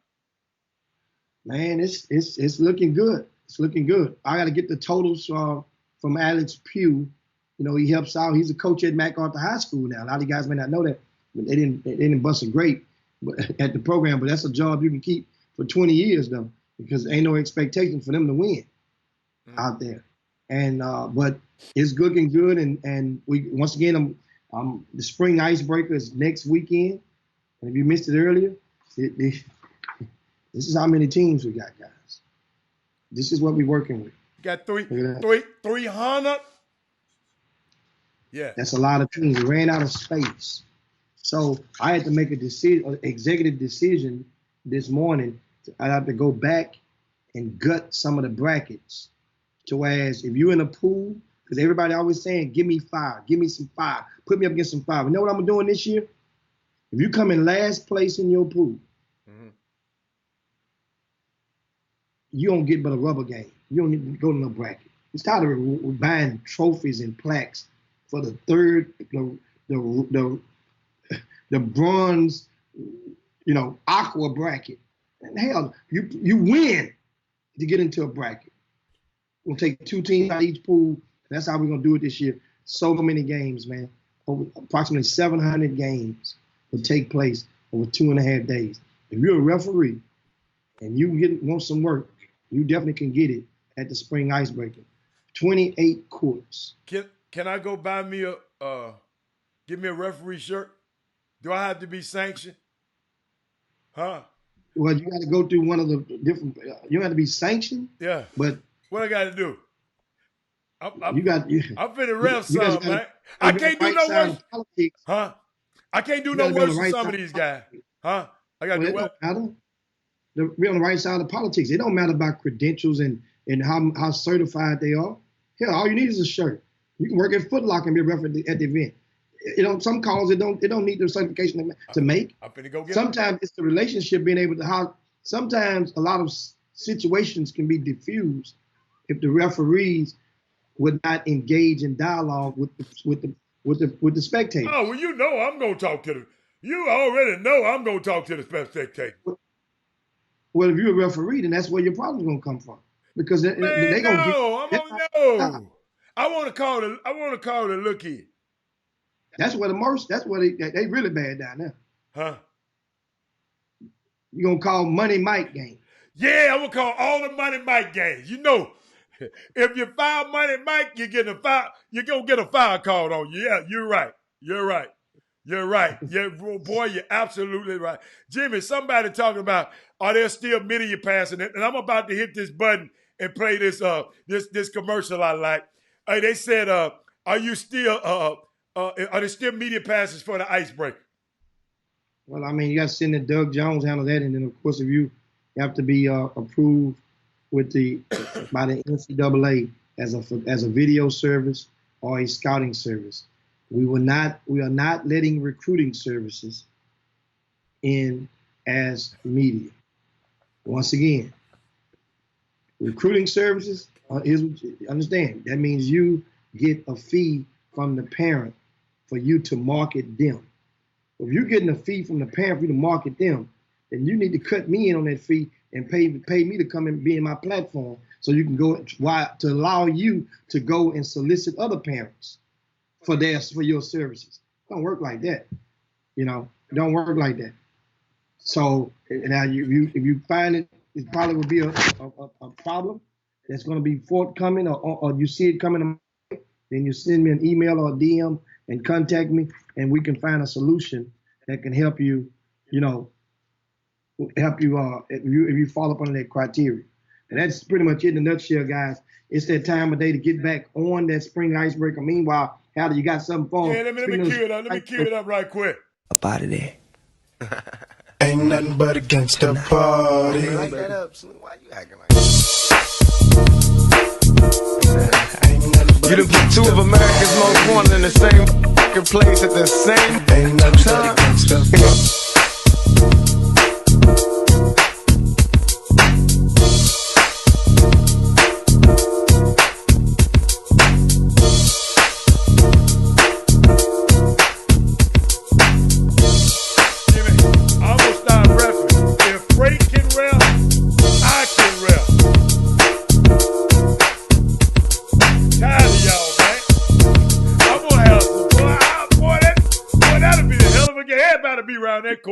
You remind me tomorrow, and I'll let you know. Freight was referencing this weekend. I walked up on him at one of the events, and we talk about it tomorrow. had the thing in the leg. He was Usain Bolt and everything. I'm like, you don't need that stuff on your compression shorts and all the way down. No, he didn't have all of that mess. And you walking up and down the court with the. No! Man, Jim, I'm done. Jim, you should have videoed that. Man. Anyway, guys. Yeah, sit us out, I Jim. see you guys over at Robert Hall, of course, but Jeff Jim Hicks, man, it was a great day. It was a great combo with Jordan Ivory Curry. If you missed it, you can go back and scroll and watch today's show. Remember, on YouTube and on Facebook, that's where we are. See you guys in 22 hours. The last day, and we'll talk more state tournament on tomorrow with some of those previews, and we'll dive into some of those matchups and what should be expected from certain players who have been deemed the stars on their respective program. It's going to be great. Don't want to miss it on tomorrow. Also, we got some surprise stuff for you, and we'll dive into that and a lot more. But Jim Hicks, Rob Hatter, you are now tuned in to the Chop Shop. I'm Retro. Let's get it. As well. We in the Chop Shop, we live in the Chop Shop. We talking sports talk, we live in the Chop Shop. We in the Chop Shop, I'm talking sports talk. So turn your dials up, it's live in the Chop Shop. We in the Chop Shop, we live in the Chop Shop. We talking sports talk.